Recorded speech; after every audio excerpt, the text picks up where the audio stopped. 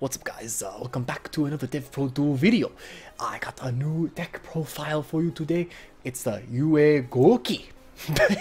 I can't do that impression all the time. It's kind of okay. I kind of like how it kind of meshes the two archetypes together because I use a lot of the same levels and the types, and I can't do it the whole time. I really want to, I'm sorry guys. The reason why we are doing a bad lithium impression is because he kind of did a Gouki star deck profile very recently, and it gave me the idea. And more importantly, it gave Ryan the idea, because he's the one that really ran with it. What if you could take another level 4 5 archetype that are Earth Warriors and shove them together and see what you could do? And this was the crazy abomination that Ryan came up with. Basically, the way this deck works is your UAs are pretty much just an OTK engine. You have your Dunker and your Sluggers with your 3 Jersey, basically just a punch for absolutely as much damage as possible. And then you've got your Gouki, just basically they're just rolling advantage.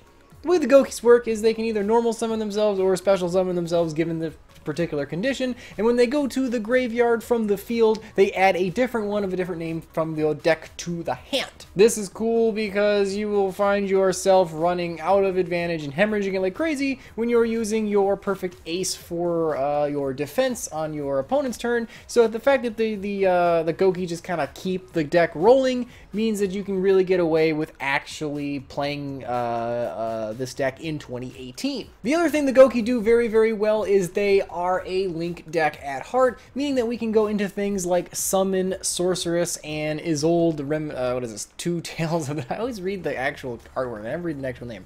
Two Tales of the Noble Knights. Normally what you do is you go into this thing and it summons this thing by milling this thing, and then you go into this thing and you give your opponent this thing, and then you play this thing, and then you give it this thing, and then you smash into this thing and do 8k damage. That's the way that deck works. The replays that Ryan sent me are actually pretty neat. I peeked before we did the video. I was going to do a live recording, then I was going to try to play the deck, but I think I'm going to leave this one to Ryan just because he's the one to build it. It's his baby. Now, you will think that the UAs and the Goukis are going to be fighting for the normal summon, and they kind of actually do, but your Saruja Skull Dread fixes that right quick with that special summon from the hand effect. Now, Ryan's not playing a full extra deck here because what we have been doing is actually a suggestion that Yugi Nono gave me, and that's don't ever play with a full extra deck when you're testing a deck. Play with the bare minimum cards that you know you need to make your combos, and then as you're playing, make a mental note of the cards and things that you wanted to go into, but you didn't actually have in your extra deck. Otherwise, you're just going to pack it full of crap, and then as you're testing, you're like, I don't know what to take out because I need all this, but you actually don't need all of it.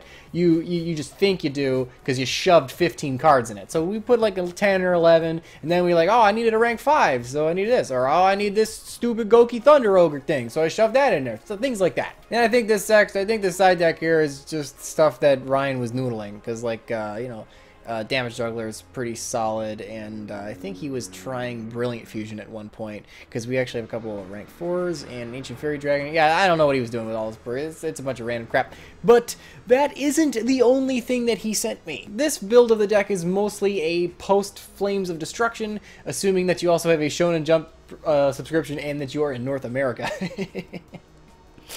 So this is a build of the deck that you can play very, very soon.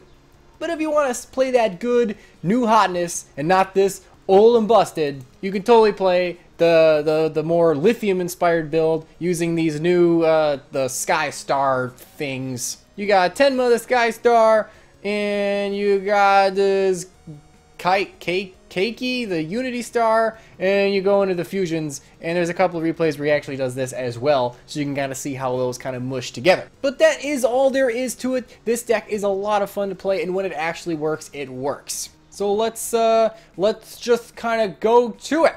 This first one is against Blue Eyes White Dragon. I'm pretty sure Ryan's playing against himself in all of these replays because he just opens 2 instances. Because trying to get replays for a video, unless I'm just recording myself being a jackass like I normally do for these bad deck ideas, it's just like, it doesn't work because people quit and stuff all the time. So it's not as funny. So he plays against himself in order to get the replays, which I think is actually a good idea. So here you can see the Summon Sorceress putting in work, and Ryan's been kind of taking a page out of Marion's book and using Artifact Durandal as like basically a pseudo negation, and he normally does it to redirect an opponent's effect into an MST to destroy the UA penalty box. He does it in a couple of these replays. It's super cute. I like the play. Oh, here you go. So every time, like I said, the Goukis go to the graveyard from the field, they get their switches, which is really cool because it makes this deck maintain advantage, which is something UAs on their own have an awful time doing because their only searcher is a trap card in the graveyard or on a normal summon with a field spell. So those two are really, really clunky, and they don't really net you any. Well, I guess if a field spell is a +1, but it's a clunky +1. So you can see Blue Eyes. I think part of the reason why this replay went the Gouki UA way is because I don't think Blue Eyes opened super fantastic. But assuming your opponent's playing something decent, that's whatever it is, but at least this kind of shows you what the deck is capable of doing, like, you know, putting some big guys on the board and punching for a lot of damage. Oh, I love when my UA stadium gets hit. It's the best feeling in the world. And that Feast of the Wild level 5 makes a reappearance in UAs, not since they first came out in the first wave of their support, because there's a couple level 5 Goukis, and it really does actually work towards the deck's win condition. So it's actually kind of a cool tech. This one's against Ryan's Pendulum Magicians. So that's cool. This is against a real deck. I don't remember if he wins in this one or not, because he sent me 2 Pendulum Magician replays. But, oh, Ryan, you should have buried it. Oh, no, it didn't matter, right? No, it didn't matter because it's Valor. It indicated after. What am I talking about? It doesn't negate the activation of the effect, and just negates effects, so it doesn't matter. It doesn't matter. Effect burying with Valor.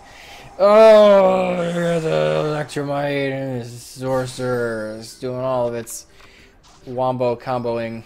Yuck. That's a lot of damage. I don't know what Ryan's gonna do, because I don't remember how this duel went, especially with all the hand traps. I'm slowly turning into Jontron. Man, he got a lot of hand traps. Got a lot of hand traps there. So anyway, we got the Goukis getting us some empty advantage, and we got that Summon Sorceress putting in work. All those silly Goukis with their 0 defense are just Dunker Jersey food with Dunker with the chair. Oh my god. OGK out of nowhere. Here's Ryan playing against my Go Second Spirals, which he made go first for some reason. So that turned a semi-playable hand into a pretty lousy one. So Spirals isn't behind. This is their duel to lose, and UA Gouki is going to put on the SmackDown tonight on Raw. I really don't have enough wrestling memes in this video, do I? But yeah, all the Goukis having 0 defense and Summon Sorceress putting one of them on your opponent's side of the field just really combos extremely well with this stupid deck. Oh yeah, the Skuldred! Look at this, like Ryan's got a full like million cards in his hand. It's freaking crazy. I've never seen UAs run so smoothly and make so many actual plays ever. And now he's got a negate, he's got a redirect, and he's got the silly stupid thing on the field, the penalty box, so that he can actually get that good that good penalty box in the grave. It's a really silly little combo. It's super cheesy and super cute, but I can't help but think it's just adorbs, Ryan. It's just adorbs. Here we go. Mega Fleet. Mega Fleet about to get the SmackDown. Ooh! Man, you know, Dunker Jersey is still Dunker Jersey, right? Just all the freaking damage. Poor bricked pendulum or brick spirals couldn't take it. I think this one was a mirror match. This one's actually using the star build. He did send me 2 of those, so you can actually see what that kind of does. This was a lackluster opening for player 1 here, but player 2 actually has a decent setup. As long as you can get that Isolde, it really gets your plays moving, because it's just that really cheesy interaction where you can get the level 1 guy out of the deck. Like, that's just so good. Oh, and Summon Sorceress putting in work. I feel so bad for TCG Europe. You ain't getting that shit, but we getting that shit, and I'm playing this shit. I also want to play her in my Tiny Turtle deck, because the idea would be I give you one of those dumb, like, frogs or something, and then I summon Turtle from the deck. That's the play. I'm really looking forward to her because she puts in work, and she really does set this deck up for a really super easy win. And just look at this. Look at this field. This field is stupid. Uh-oh. Can player 1 make a comeback? I don't think so, because there's a lot of shit going on the other side of the field there. A lot of effects and a lot of fusion summoning on the opponent's turn. Oh man, so is the star build better? It's certainly flashier, and it's got a couple other plays it can do. However, I don't know. It is what it is. The core of the deck still runs exactly the same. The Summon Sorcerer Isolde combo is just it's still the same thing, and the fact that both of them are going into turn 3 and still womboing, still comboing with all these cards that you can't even hold because there's just too many. Ugh. Can we steal a game? Can we steal a game with a double dunker? Oh, that's gonna be a lot of pops. That's a lot of pops. Look at that. It is a little weird stealing your opponent's dunker from the grave and then using it to swap. That'll never happen in a real game because you will never be playing a mirror match. But, you know, if the deck works well enough, you might play a mirror match because someone might actually want to do it. Oh, no. That wasn't a good play. That was okay, I guess. But, yeah, you're totally going to lose. You're going to lose. Look at that. Look at that. Player one from the jaws of defeat. Not too shabby.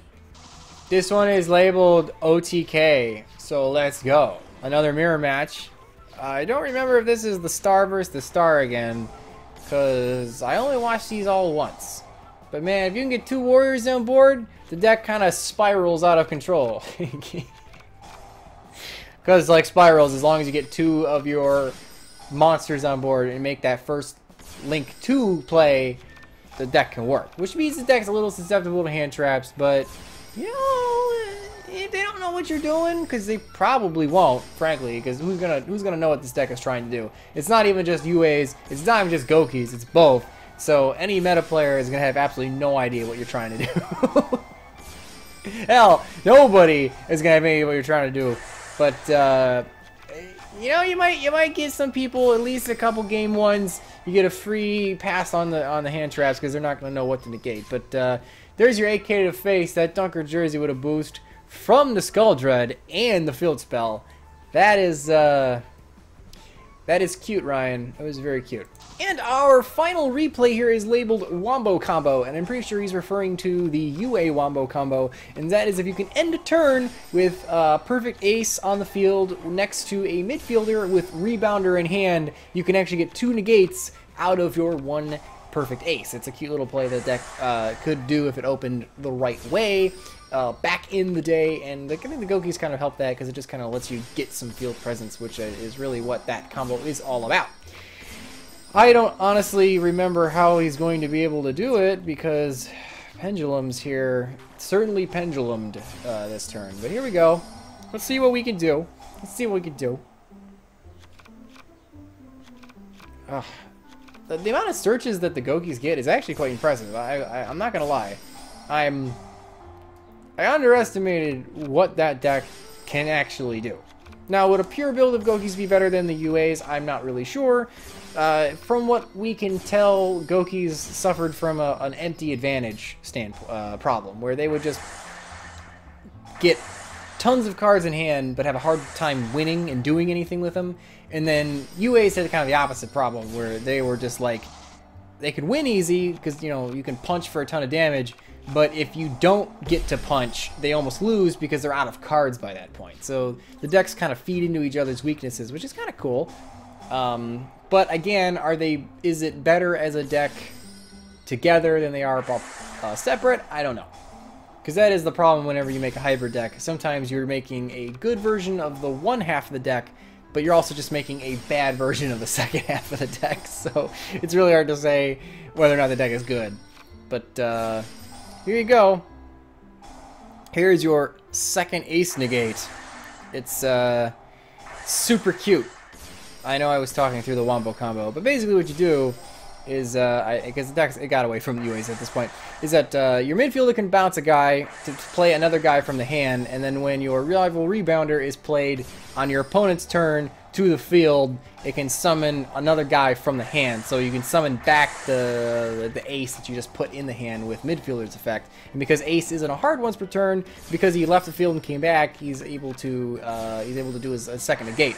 And because midfielder is a quick effect, you can actually bounce the UA perfect ace in the middle of its negation, trying to resolve during the chain. So you can actually use it to dodge some stuff too, like effect veiler and things like that. So that's kind of cool. I think the deck it's kind of working. There's a lot of things it can do, right? Something they play over in the OCG. So that was our Gouki UA deck profile.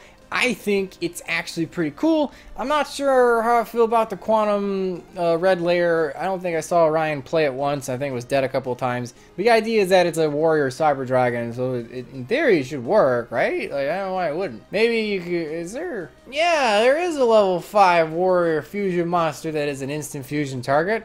Specifically, it's Invoke Raijin.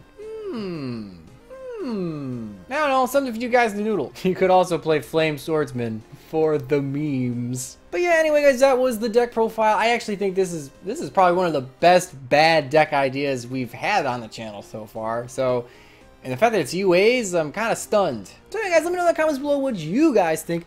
And remember guys, if you don't troll the meta, who will? I'll see you guys next time for another bad lithium impression. My Insect Queen thinks this is the best channel on the web. You should swat that subscribe button. Watch these other perfectly ultimate great videos. And stop bugging me. Click something or I'll exterminate you once and for all.